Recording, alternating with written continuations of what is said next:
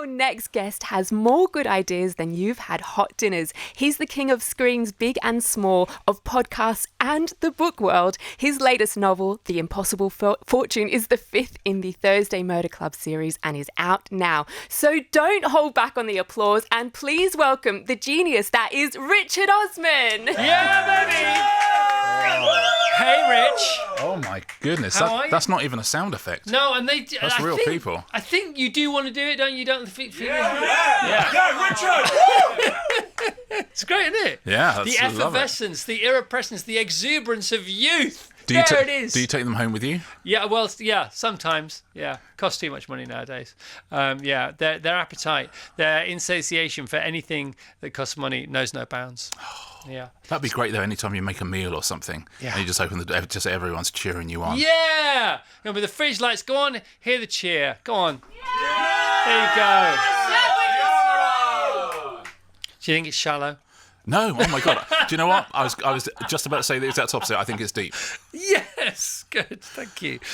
So, Richard, it's Thursday. Now, apparently you could have come in before on a Monday, Tuesday, Wednesday or Friday, but we were waiting for a Thursday. You've got to stay on brand. Yeah, got to stay on brand. At all times. Richard Osman, The Impossible Fortune. Brilliant suspenseful, says Jeffrey Deaver. Deplorably good, says Ian Rankin. Okay, so there's 4 weddings and a funeral. We know about that. There has been a funeral. There is a wedding. That's how we begin this book. In this one, yeah, I essentially at the end of the last book, people who've read it, that Elizabeth, who's our former spy, is in a very bad way, and I think I need to somehow get her out of the house. So I've got a wedding, and at the wedding, someone comes up to her and says, "Somebody is trying to kill me. Can you help?" Yes. And she's like, the spark reignites in Elizabeth, and she's like, "Yeah, okay, this is what I do." Do we talk about who that might be? Well, I tell you what's an interesting world that I didn't know about at all. When you start a book, I'm always about characters, so you just think, well, you know, what are my characters doing? But you do have to have a plot as well. And I was reading about this thing about hundreds of years ago. If you had treasure or secrets, you bury it in a hole in the ground, right? Now, of course, we keep everything online and everything, sort of locked up tight on computers, blockchain and all that. But 10, 15 years ago, the real criminals worked out that actually the blockchain, that can be hacked, and anything that's on a computer that can talk to another computer is actually compromised. So what all the big criminals do now, anything they've got, money, guns, secrets, they bury it in a hole in the ground again. They actually do. It's called cold storage, Yeah, like something where no computers are near it. And I thought, well, that's an interesting world. So this guy who comes up and says someone's trying to kill me, he runs like a cold storage company for people to keep their secrets, keep their money and stuff like that. I just thought it was an amazing world. When did you hear about cold storage? I just read about it in like The Economist or something. Right. It's something, but that's when people say, "Where do you get plots from?" It's always be reading, always be looking at stuff, right. Always be watching the telly. Whenever someone comes up to you on the bus and talk to you, say, "Well, what do you do?" And just be curious about stuff that goes on. And sooner or later, someone will go, "Do you know cold storage?" Yeah. And you go, "I don't know. It sounds like fridge freezers." But then you think, "Oh, yeah, this is a hole in the ground." That's a great plot. That is a great plot, and there are twists already in the first few chapters. Like straight away, Elizabeth doesn't know whether to believe him or not. Somebody's trying to kill me. She shows a couple of photos, and then she says, "Well, there's an issue. There's codes and things, and the codes have to be matched." And she says, "Well, where are the codes?" And he says, "Well, they're in my head." Yeah. Which is why somebody's trying to kill him. Well, why would they kill you if the code's in your head? What's going to happen there? And he's got a partner. He's got a female partner in cold storage. She's got the other code. She's got the other code. There's Am I two saying codes. These aren't spoilers because they're quite early on, aren't they? Yeah, exactly. And also that's the fun of the thing. And it's trying to crack those and work out who wants to get him. And as you say, why kill him if the code is in his head? So all of those things where when you start writing a book and you think, "Oh God, that's a problem. Why would you want to kill him if the code's in his head?" But those are always the thing that turn into your plot, because you go, "Oh, I tell you what could happen. X, Y, or Z could happen." And so if anyone's writing at the moment and having trouble with plot holes or anything like that, the problems are always the best thing about your plot, because you have to solve them and you've got like a month to solve them, whereas the reader's got like one page. Yeah. They're like, "Oh, how's he going to get out of this?" Yeah. And the next page they see how you got out of it. They don't know it's taken you a month of tearing your hair out. Yeah, they don't need to know. Yeah, they don't have time to know. Yeah, They don't. exactly. By the way, they don't care. Exactly. Yeah. They want to be entertained at all times. Is it a bit like, because I love the Cryptic Crossword and the Telegraph. I can't do the Times. I can do a bit of the Financial Times. Can't get anywhere near the Guardian. But I did learn. I was taught by my friends Kevin Jen the language of the Telegraph crossword. Yeah. Is this like setting your own crossword for having to come up with the crossword before you can do it. Is that what you do for a living? The puzzle, yeah, it's an interesting one. What you do is you get to the end and work out who did it, and then you have to tell people who did it. Right, that's the only rule. You have to, if you finish the book and you go, oh, okay, you have to be able to go back and go, oh, he told us on page 7, he told us on page 14, he told us on page 109. Okay, so, and all crime readers know that. So my job is then to hide that as well as I can. And you hide it a couple of different ways. Firstly, you hide it amongst other information. But secondly, you make sure you're also telling them lots of other things that could be a solution to the murder. So, there's all this stuff going on. That's just like a little engine. That's like like scaffolding. What really sells books is characters and wanting to be with characters and and laughing and crying and all that stuff. But underneath it has to have that engine just purring along, and it's all about you. I have to tell you who did it, but I have to then hide it, and that's the fun of writing it. Okay. So a little segue into your podcast via your book and the fact that I heard on your podcast, because you were talking about the best 3 literary comebacks. At number 3, Donna Tartt. Number 2, Mick Herron, Slow Horses, of course. And number 1, Sherlock Holmes. That story is amazing, right? We haven't got time for it. If you want, the rest is entertainment is Richard's podcast along with his friend Marina, and it's so good. It's so entertaining. Because we're guessing, we're playing along, we're listening to you both. That's a fun episode. Really, it's a really fun episode. And within that episode, you also drop the golden nugget that is the rights to the first Thursday Murder Club were sold to Germany before the UK. Yes, that was like when I'd written it, there was a bit of me thinking. What is German for how come? I know. I just think that they read it and bid on it more. It's only like a week before the UK, but it was really because for me, I'm like, I can see why the UK might buy a book by someone who's on telly, but the Germans, I thought, oh great, because the Germans do not watch Pointless, and the Germans had just read the book. And loved the is there a German Pointless? I think, Nil Gepunkt, I think there was for a while. Right. Yeah, I don't think any of the foreign Pointlesses really took off. It's funny because we had John Cleese on week last Friday, and there was a German Fawlty Towers. Oh, was there? And if you think about the script, that's very interesting. Yeah, isn't it? There's one particular episode. Yeah. There were 4 attempted reboots or spin-offs or recreations, 4 attempts in America.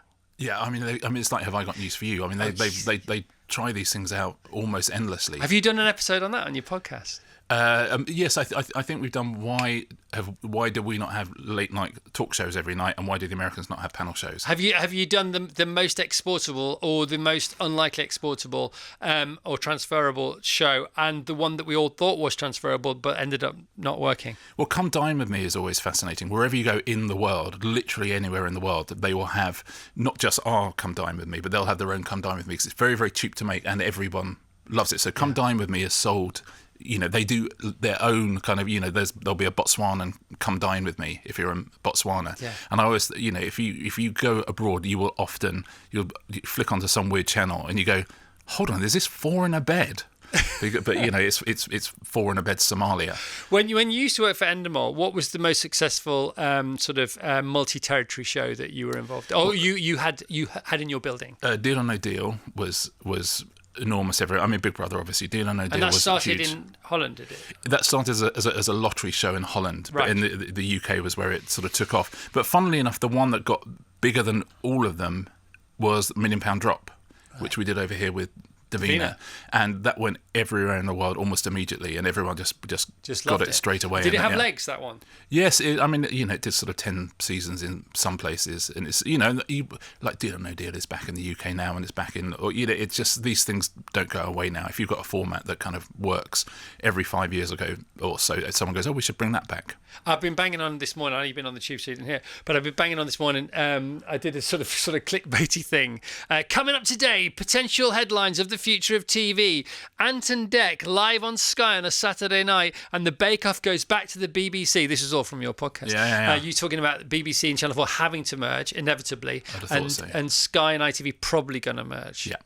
Yeah. I mean, it's but people, for years and years, there's lots of reasons to merge, but, the government have always said, oh no, because we have to have competition. But, the competition is TikTok and Google, and they're massive. Yeah. So if you're Channel 4 and BBC, it doesn't make sense that both of those channels would exist in 5 years' time. There's plenty of competition. And it's everything is iPlayer now. Everything is, for on demand. And just, you've got to put them together. You've got to have that scale. You've got to give a fighting chance to public service broadcasting. We had Dan Houser on yesterday. Oh, Dan wow. Houser. You know Dan Houser. Exactly, good guest for your podcast. Yeah, wouldn't he just be? Yeah. And he was talking about AI 3, which is the third wave of AI, which in his new novel, because he's written his first novel. Oh, yeah. Obviously, he's written all the Grand Theft Auto stories and all that kind of. So he's a brilliant writer anyhow. So he's written his first novel, and the game for the novel is on the way. So he's done it the other way around. The novel is brilliant. You'd love the novel. Great. I might have a spare copy here somewhere. We'll get a copy if you like.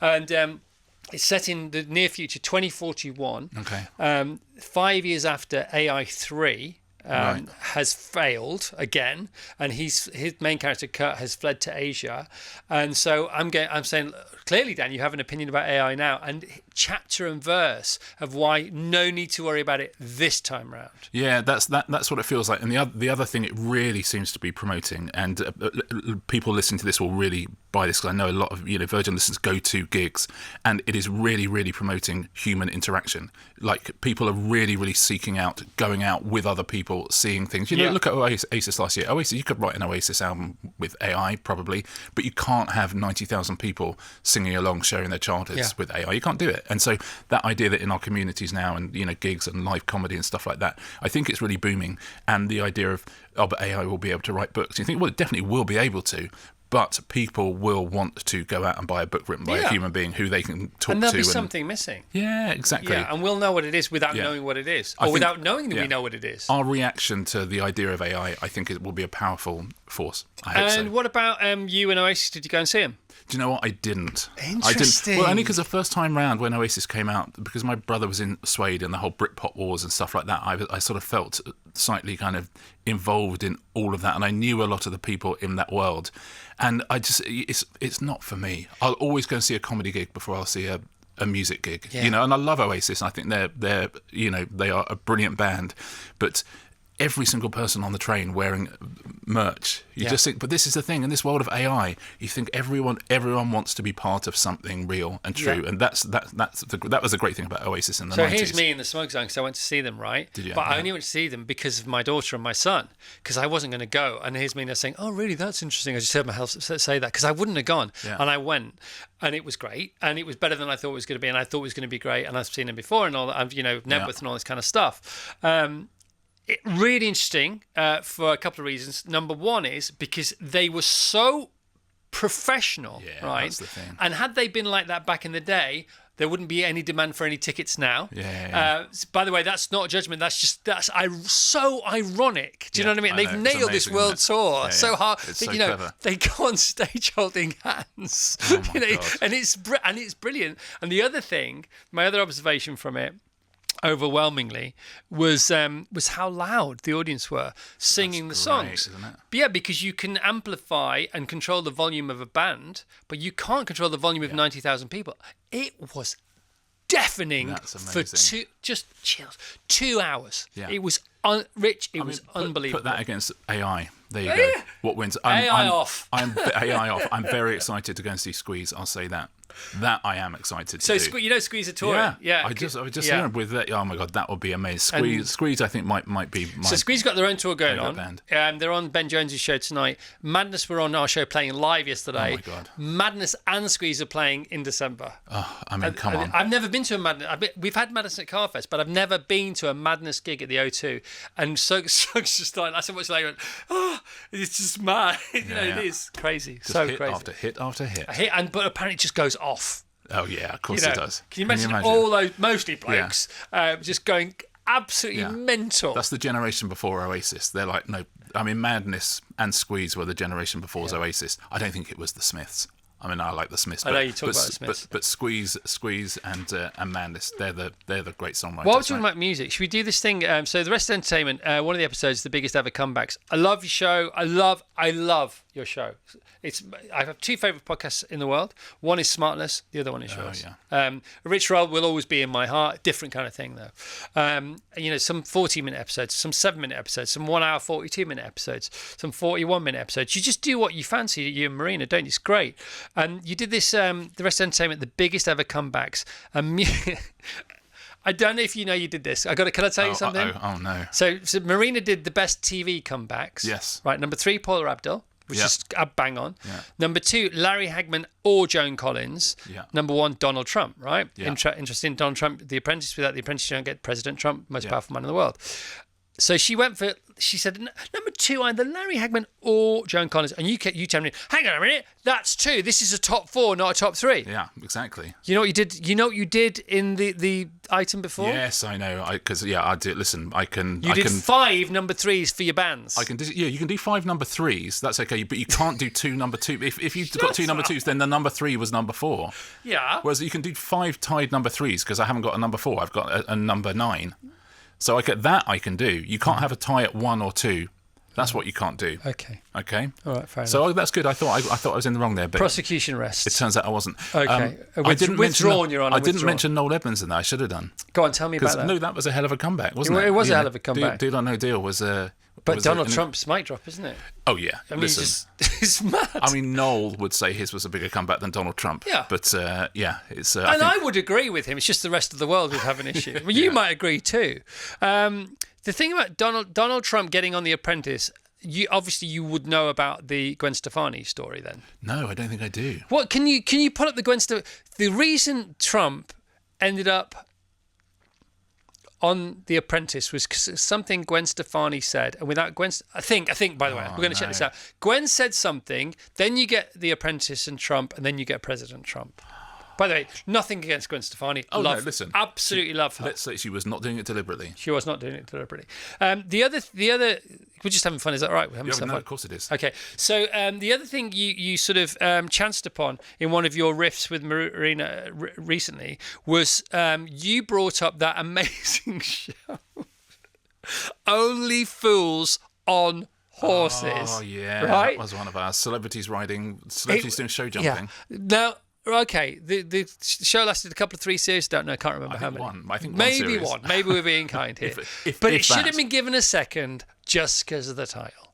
Only Fools on Horses. Yeah. And I want you to do another episode, the rest of entertainment. I want 10 the best named TV shows of all time, regardless of whether they were hits or not. Because we currently have the worst named TV show of all time on air. Do you know this? Come on. Which is, and it's a perfectly good idea for a show. Yeah. Is on Channel 4. They've got a knitting show, competitive knitting show. No, we've got competitive baking. That's fine. Oh, we've got you competitive mentioned woodworking. this, you mentioned it. And they've got Tom Daly hosting it, so we know he knits. Here we go. But it's called Game of Wool. like Game of Thrones. Yeah, it's a bit like Game of Thrones, apart from not at all. It doesn't. It's like that doesn't mean anything. Yeah. Game of Wool. That's amazing. I'd love to get to the bottom of why that's called Game of Wool. You talk about Bob Mortimer being the greatest TV comeback of all time. I think so. Nobody can argue with that. And you talk about that beginning on Would I Lie to You? Yeah. And then he wasn't on the first series of Traitors. He's got to be on the second, hasn't he? Yeah. Is Traitors basically the sort of Game of Thrones budget version of Would I Lie to You? Oh, yeah, it could well be. And Traitors is also the thing that it's a lot of people won't ever do any reality shows, and Traitors is the show that someone who would never do a reality show would do. They must have asked you. You'd be like the ultimate big dog. Interested? Interested, but no. No. No. And what would be the 2 final weeks away reason? from my family in Scotland. I'm all right, thanks. Yeah. Okay. I suppose so. That's tricky. Yeah, it's tricky because you are properly locked away. Yeah, and also, honestly, time doesn't do refunds, and time's coming to get me, and my kids are 7. I know. I love, Chris, by the way, that you're going, it's 2 weeks away, as if for you it wouldn't be like 2 days. You'd be like within 2 days ago, we've got to get rid of Chris. Don't you just stay? No, of course not. Is it not like Australia? Don't you just hang around because it's fun? By the lock. No, with the gillies. And presenting the fly to the water. Yeah, with like Ed Gamble's sidekick show. No, I think you're straight back from Inverness Airport. Inversnicky. Yeah, Well, yeah. maybe I'm back in then. Yeah, there you go. Like 2 days, just said, guys, vote me out. Yeah, because you do a whole series, a whole episode on celebrity booking for these shows, Yeah, don't yeah. you? That's a fascinating I love world. the titles of your shows, like The Future of Doctor Who, The Secret to Booking Strictly Come Well, Dancing. you know, when you look behind the scenes in TV, it's in front of us all the time, and people want to know the little stuff behind the scenes. Yeah. You know, people want to know that, on Blind Date when they had those 3 envelopes at the end, they all had the same holiday in them. People just want to know all the kind of little TV stuff. Yeah. And Traitors was perfect for that. We did live shows after all of the Traitors because people just love it, and people just love the tactics of it. And it's every single person is doing kind of fantasy casting for the next series. Because I recommended Joe Marler for this series because I'd done something with him, and I just thought, oh my God, you'd be amazing on the Traitors because he's such a sweet guy, but he hasn't, he presents it quite aggressively, and also I knew that he would take such offence that someone was lying to him. He would absolutely not have it. So I said to the BBC, well, have a little look at Joe Marler, and all the way through I thought, please be good. As a mate, she's just said that as a friend. Yeah. I said to the BBC, did you have lunch with the BBC? I thought, well, I know some of the people who cast it, and No, I'm you not can't really help, playing, but but- you can't help but text go, have you thought of so-and-so? I know, And I you know know. what? And they're always going, yes, we have thought of Yeah, so-and-so. it's what we do for a living. Have you thought of Sir Gareth Southgate? Yes, we've thought of Sir Gareth Southgate. He came in and we were comparing notes on the same day that we got the email. Oh, really? Yeah, because he'd be really good at it, because they used He'd to be play amazing. it. Do you know about that? Oh, did they? Because we used to play it. In the England camp, they used to play it. But there's not a TV production company anywhere that didn't. All creators played. There was a series of it on the BBC. Didn't know. 15, 20 years ago, Tony Livesey did it at tea time. Right. It was called Traitors, and it was a half-hour version of it where and it was on the BBC. Oh my God. This is like when I think did the Traitors win a BAFTA for originality, and you're like, it is the oldest idea in the world. They make it brilliantly. That's a Studio Lambert who make it just Storytelling. unbelievably great. But the idea, everyone plays that show. They play Werewolf or Mafia or whatever your version Wink of Murder. Yeah, Wink Murder. That's what the kids play at school. Yeah, we've been playing it forever. They like, just "Don't!" happen to do it absolutely brilliantly. What did you think of The Apprentice when you first saw it? The Apprentice, well, the American Apprentice, I don't think I've ever really seen. But the thing with Donald Trump, he was just very good on that. People, whatever you think about him, his way of speaking, his way of talking, it appeals to people. He has a authenticity is the only currency in modern politics, and for whatever reason, he seems to have it for people. But I love the UK Apprentice. I mean, I love the UK Apprentice. I just love those poor people at the start when they go, everything I do turns to sold, and then they get fired. And you think, but someone's told them to say that. Yeah. When Claude Littner's interviewing them, and he goes, you say here that you could sell sand to a sandpit manufacturer. And, what do you mean by that? They go, well, you don't know really. I wanted to get on the show. So I sort of said something that I thought sounded good. So, he goes, it's ridiculous. He goes, I know. I just wanted to be picked. That's all. My business is a creche. By Let's the talk way, about that. you sound and look so much like Jack Whitehall when you did that. Then. I know. I know. Oh, my God. Yeah, he nicked a lot of my stuff, Jack. Have you seen his show, Malice? No. Oh, it's good. Oh, is it good? I love it. At the moment, with Pluribus, Malice, Landman, of course. I know you love Landman. The Diplomat, I love. Diplomat. What's the other one? The spy one, the French thing. Oh, gosh. French spy thing. Yeah, it's just been remade in English. Hugh Bonneville's in it. He was on the show the other day. Can't remember. By the way, The Gold is, I think, the best show of the last 5 years. You like talking it? to Hugh Bonneville. I love The Gold. Neil Forsyth, who writes it, I think. Yeah, he's a genius. you're talking about westerns, and like lots of things are westerns in disguise, and not so much in disguise. And it's the biggest genre. It was the biggest genre. It might always be the biggest genre, and it's back because of Taylor Sheridan. Yeah, exactly. Fancy penning a western or something? Not like that? really. Really? I like writing the books. Yeah. And when you get involved in kind of TV writing and stuff, there's too many people because it's quite hard making films or TV shows, and too many people have an opinion. Whereas with a book, you can just sit down and do it yourself. If there are two people involved in a process, and you're not used to working together as a team, it's not twice as hard. It's 10 times as hard. Yeah, exactly. Three people, it's 30 times as hard. That's why it's a miracle. We talked to Emma Thompson about this. It's a miracle that any movies ever get made. Get made. Or get made well. Yeah, The Agency is what I was talking about. The Agency. You ever seen that one? I don't think I have. It's great. Again.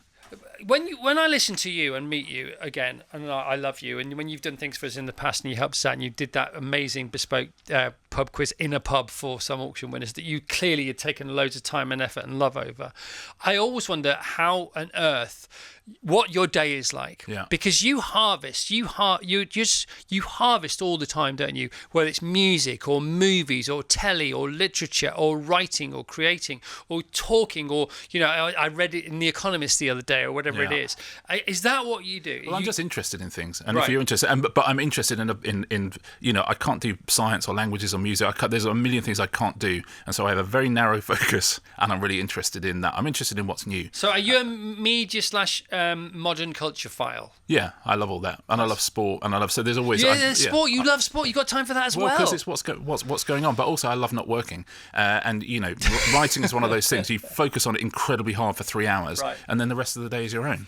Yeah, and also if you do something completely different, it helps the writing the next day, doesn't it? Yeah, it really does. 'Cause the writing the next day is always, what did I do yesterday? I'm always trying to, bring things in because I like to write about the world that's around us at any given time. I like to write about shops. I like to write about, things that are on TV. Yeah. I just like to write about people's lives. And if you come back fresh, you come back flush, full of stuff. Yeah, exactly that. Yeah, exactly that. But people say, you must work on tomorrow's show, or that. No, don't think about it. Care about it massively. Yeah. And because I care about it so much, I don't think about it because I know that would be detrimental to whatever I wanted to achieve. My brain is either 100 miles an hour or off. Zero. Off. Those are the only two speeds I have. I am the same. It's and great, isn't it? Oh my God, it's fantastic. It's and the I'm best. happy the second a microphone goes on, I'm happy to switch it back on again.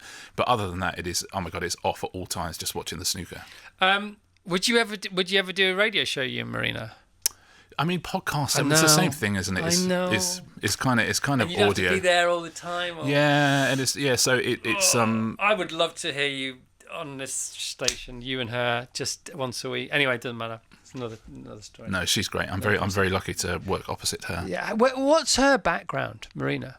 She was a journalist, so she was at the Sun. She's obviously at the Guardian now. She's obviously incredibly funny. She wrote sports columns. So again, she's someone who's interested in the world and stuff. All the films like from years ago. Exactly, and she's read everything. So she feels in every single thing that I can't do, and also she's not afraid of having strong opinions. And I am absolutely terrified of having strong opinions. I've never seen a fence I didn't want to sit on. I'm really, really happy to see both sides of both sides. Have you ever said that before? And she just goes in 2-footed on everyone. Have you ever said that before? I've never seen a fence I don't want to sit on. I've certainly thought it. Mate, I'm not halfway there, but I'm about a third of the way through your book. I love it. I love it. It's the record-breaking #1 bestseller, Richard Osman. You are an international bestseller. You are allowed to say that because if you've had #1s in more than one territory, more than one country, you're allowed to be an international bestseller. And the most automatic bestseller might be Graham Norton because. Oh, because Ireland counts as an international territory. So if you have a #1 in the UK and Ireland, you are instantly an international bestseller. Yeah, that's handy, isn't it? Yeah, really, really handy. So he's always #1 in Ireland, and then he's top 10 on #1 in the UK. So that's his 1 and 2. But I think he's been #1. If in the week that Graham's novel will come out, it'll be #1. Yeah. And so that makes him an international bestseller. So Lennon McCartney, is it UK, Northern Ireland, or would it be Northern Ireland, UK? If you had to choose, by the way, it doesn't matter. UK, you'll sell more books than Ireland because Ireland's a smaller territory. Right. But it's lovely to be dominant. Because I want to get to you. It's lovely to be dominant in a territory. Whichever way around they are, is your bedfellow? Would that be Germany? America probably. Whoa! Come on! Well, because it's there's no language. It's not in translation. America is that's where I sell the most books. America. Wow. Yeah. Come on. Yeah. So it's a nice place to sell books. I bet it is. Yeah. All right. Well done. Congratulations, Rich. Great to see you again, man. Oh, always a pleasure. Oh my! Can we hear please for the one, the only Richard Osman? The Impossible Fortune is out now. It's been out a while. I presume it's still #1. I haven't checked. Yes, but fingers. Listen, it's Christmas #1 is the big. That's the big prize. All right. But just people reading it and liking it. That's the main thing. That's the important prize, isn't it? I suppose. All right, Richard Osman, The Impossible Fortune, and the rest is entertainment. Is a podcast from wherever you get your podcasts, and it is brilliant. And there's loads to listen to.